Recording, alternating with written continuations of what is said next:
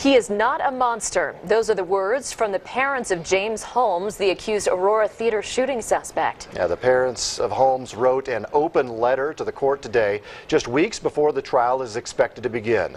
They're pleading with the judge to spare their son from the death penalty. They say the case should not go to trial because it would be traumatic to everyone involved.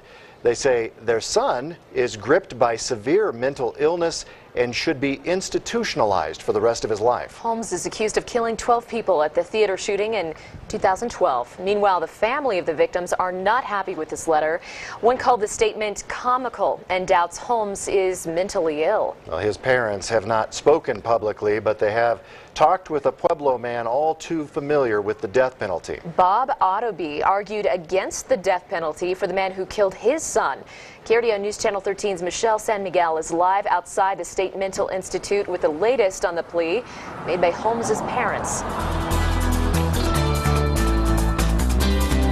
Good evening. James Holmes has been here twice for mental health evaluations after pleading not guilty by reason of insanity. His parents would prefer to see him receive mental health treatment than to be executed. The parents of accused Aurora Theater shooter James Holmes are gaining strength from Bob Ottoby. I received a letter from James Holmes' mother, and she thanked me for fighting the death penalty. And so she said that she drew strength from that.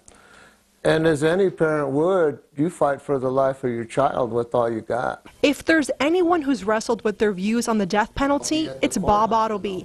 His son Eric was working as a prison guard in 2002 when he was killed by inmate Edward Montour. At first, Ottoby wanted Montour executed. Then years later, he said he had a change of heart.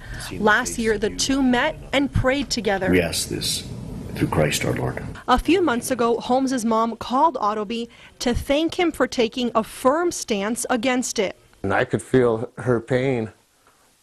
If I knew my son was facing death, that would be almost unbearable. And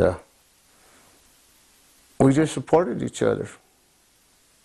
And I told her, if you need me, I'll be there. When Holmes returns to court next year for trial, Ottoby told Holmes' mom he'll be there with her. But like Holmes' parents, Ottoby believes the families involved should be spared from a trial. We know who did it.